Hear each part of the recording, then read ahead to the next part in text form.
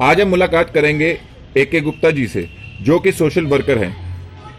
ये हमें बताएंगे दिल्ली सरकार रिहायशी मीटरों पर 200 यूनिट तक फ्री सब्सिडी देती है और 400 यूनिट पर स्लैब वाइज सब्सिडी देती है। उसके बारे में आपका क्या कहना है? क्या यह दिल्ली की मदद है, दिल्ली की जनता की मदद है या छलाव है? इसके बारे में आप बताएं हमें कुछ।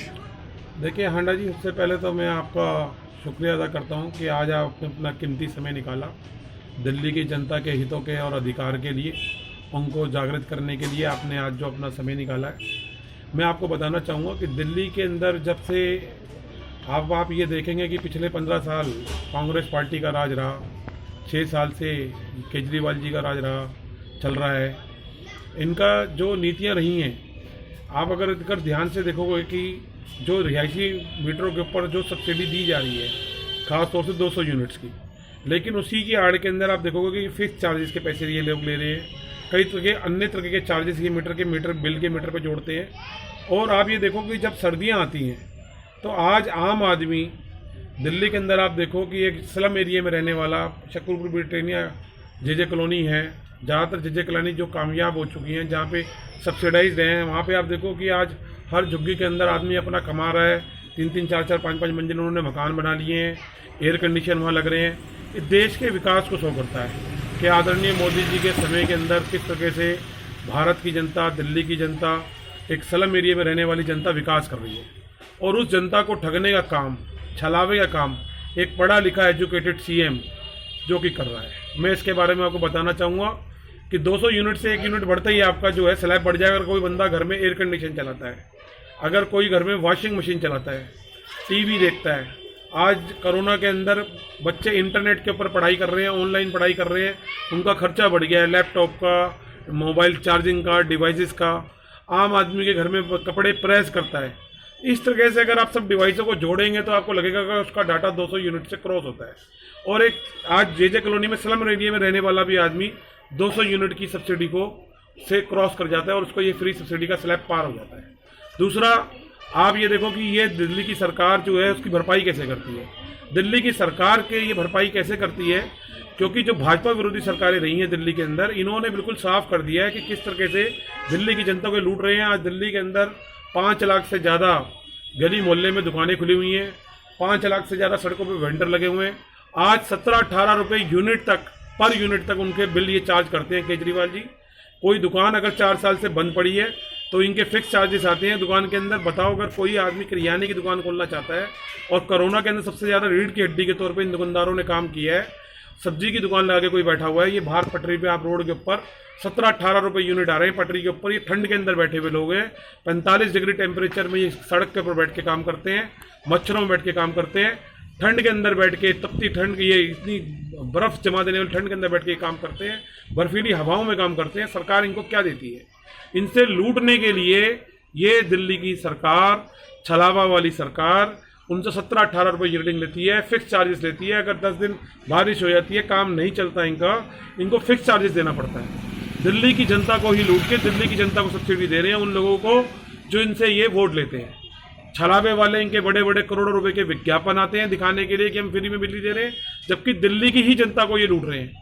आए दिन पेट्रोल डीजल के ऊपर केंद्र सरकार पे निशाना साधते हैं ये लोग। मैं इनको बताना चाहता हूँ कि ये लोग वो सरकार है जो कि GST पे आज तक इन्होंने ये नहीं कहा कि हम पेट्रोल डीजल पे GST नहीं लेंगे। ये लोग लेते हैं, क्यों लेते हैं ये माफ़ कर दें।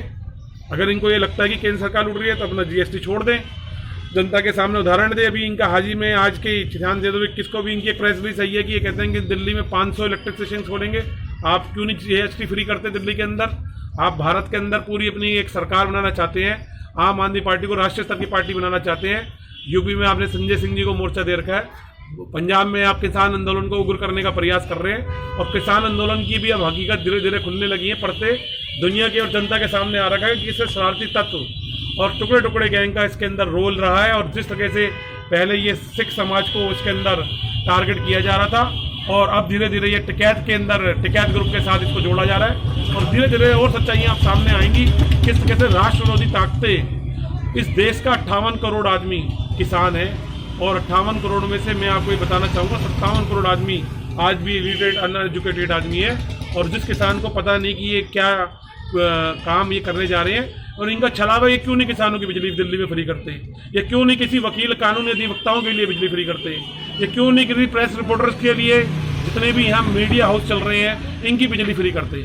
जब एक पत्रकार यहाँ पे फ्रीलांसिंग बिगड़ तनख्वाह के काम करता है, सरकार को लाके न्यूज़ देता है, सरकार को लाके बताता है कि कहाँ कॉल सेंटर चल रहा है, कहाँ प्रोस्टिट्यूट सेंटर चल रहा है, कौन सा रजिस्ट्रार कार्यालय के अंदर बैठ के हजारों रुपए रिश्वत खा रहा है, कौन सी सरकारी एजेंसी बैठ के रिश्वत खा रही है, ये लोग एमसीडी पे टारगेट करते हैं। क्यों नहीं भ्रष्टाचार के खिलाफ आवाज, भ्रष्टाचार का मुद्दा लेके ये आए थे, भ्रष्टाचार से इनकी पार्टी का जन्म हुआ। 1091 नंबर इन्होंने ये टोल फ्री नंबर किया था, कहाँ है आज वो करप्शन फ्री नंबर इनके, कहाँ इनके दिल्ली में जितने एसडीएम है कितने इन्होंने एफआईआर रिकमेंड करी है, हर सरकारी इनके जितने पीडब्ल्यूडी के डिपार्टमेंट में भ्रष्टाचार है, रजिस्ट्रार कार्यालय में भ्रष्टाचार है, इनके अंदर का ऐसा कौन सा विभाग है दिल्ली सरकार का जिसमें भ्रष्टाचार नहीं है।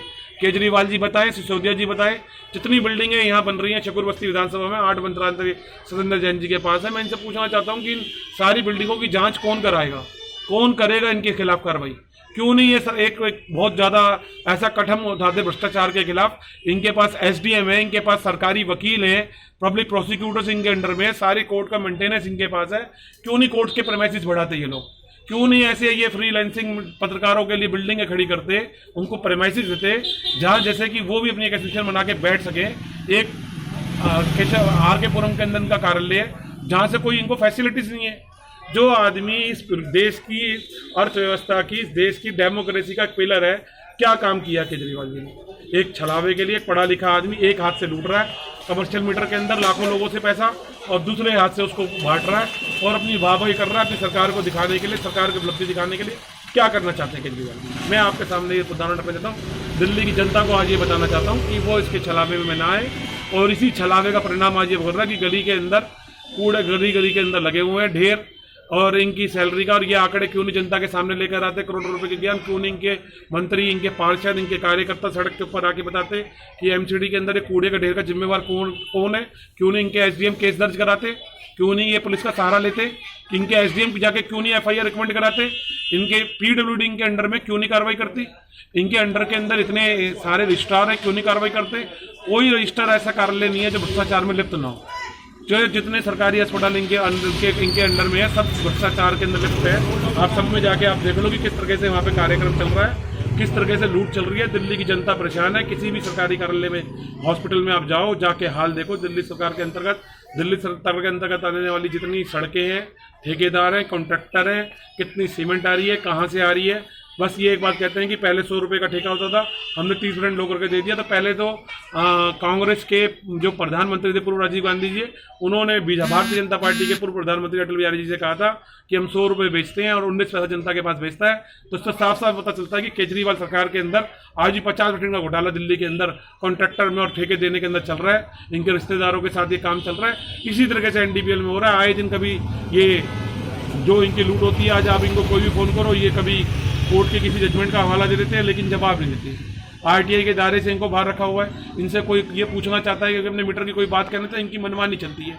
अपने इनके रूल्स हैं। आम आदमी जनता दिल्ली के इलिटरेट हैं। ऐसा कोई डिवाइस नहीं है, ऐसा कोई प्लेटफॉर्म नहीं है जहां आम आदमी जाके बता दे। मैं आपको बताना चाहता हूँ कि चकुरबस्ती विधानसभा क्षेत्र में एक व्यक्ति ने अपनी दुकान ली, एक छोटे बच्चे ने, 20 साल के, उसने सोचा कि वहाँ बैठ के अपना कोचिंग इंस्टीट्यूट चला लूँगा, कार्यक्रम कर लूँगा, लेकिन किसी वजह से उसका काम नहीं चल पाया। सिर्फ मात्र 7 यूनिट का बिल 25,000 रुपये आया हुआ है। आज एनडीपीएल के 6 महीने से चक्कर काट रहा है। एनडीपीएल वालों ने मीटर काट दिया। 7 यूनिट का बिल 25,000 का बिल है। क्या ये भविष्य देंगे केजरीवाल जी दिल्ली की जनता को? एक दिल्ली के पढ़ने वाले बच्चे को, एक देश के भविष्य देने वाले को, जो दिल्ली की जनता को जागृत करना चाहता है। एनजीओ को कितने मीटर बिल के इन्होंने आज तक फेल किए? दिल्ली में इतनी सारी एनजीओ, क्यों नहीं उनको रजिस्टर्ड करके, उनका जो रजिस्टर्ड एनजीओ है उनको बिजली के मीटर फ्री में देते हैं ये लोग? क्या चीज़ ये करना चाहते हैं? आज उन लोगों को पेंशन नहीं मिल रही। कोई इजी फॉर्मेट बता दो कि किसी के घर में किसी को पेंशन लगवानी है, वो इनको एक टोल फ्री नंबर पे मैसेज भेज दे और वो इसके ऊपर ये घर बैठे बिठाए उसकी पेंशन रजिस्टर करके भेज दे। नहीं करते। सारा कुछ डिवाइस इनके पास है, इनके पास आधार कार्ड है, वोटर कार्ड है, क्यों नहीं करते? काम करना नहीं चाहती, सिर्फ छावे वाली सरकार है। वोट लेने के लिए एक तरफ से लूटते हैं, दूसरी तरफ से देते हैं। यही इनका प्रोपेगेंडा है, यही इनका एजेंडा है और यही इनकी लूट है। और मैं ये चाहूँगा कि शब्दावली दिल्ली की जनता को आप जागृत करने का प्रयास करें। हम आपके जैसे उन हजारों पत्रकारों को धन्यवाद करते हैं जो समय समय पर वो आवाज़ उजागर करते रहते हैं, जनता के हितों की आवाज़ जनता के सामने लाते हैं। उनसे भी प्रयास करूँगा। दिल्ली के सभी कानूनी अधिवक्ताओं को भी मैं सख्त नमन करता हूँ। समय समय पर वो 135 करोड़ जनता की आवाज़ उठाते रहे हैं। मैं उनसे भी प्रयास करूँगा, प्रयास जारी रखें। मैं इस देश के सभी पब्लिक प्रोसिक्यूटर से, देश की सभी आदरणीय ऑनरेबल कोर्ट से, जजेस से, सबसे मेरी प्रार्थना है कि वो इस चीज़ की तरफ देखें और आने वाले समय में एक जज को मैं समझता हूँ कि कुछ सेक्शंस में सीपीसी में पावर्स होती हैं, वो इसको अंदर honourable high court, honourable supreme court के पास पावर्स होती है कि वो प्रेस मीडिया को आधार बना के इनके खिलाफ कार्रवाई करें। आज कोरोना के अंदर जिस तरह से 20-30 लाख के बिल की वसूली करी गई है प्राइवेट हॉस्पिटल्स द्वारा, कोरोना के पेशेंट्स के द्वारा, और जिनकी जीवन तक चला गया, इस दिल्ली सरकार ने कोई काम नहीं किया। भ्रष्टाचार के खिलाफ कभी केजरीवाल सरकार आके नहीं बैठी भ्रष्टाचार के लिए किसी मोहल्ले में, क्लिनिक में कि जनता लूट रही है, जनता के बस इन्होंने एक फ्री बिजली पानी का सिस्टम बनाया और आज 2600, अभी मैं पोस्टर देख रहा था, 26,100 करोड़ का घोटाला, 26,000 करोड़ का घोटाला दिल्ली जेल रोड का अभी भारतीय जनता पार्टी प्रसारित कर रही जी। है और जल्दी आपके सामने वो बातें हम शेयर करेंगे। इसी के साथ आपका धन्यवाद। जय हिंद, जय भारत। शुक्रिया AK जी।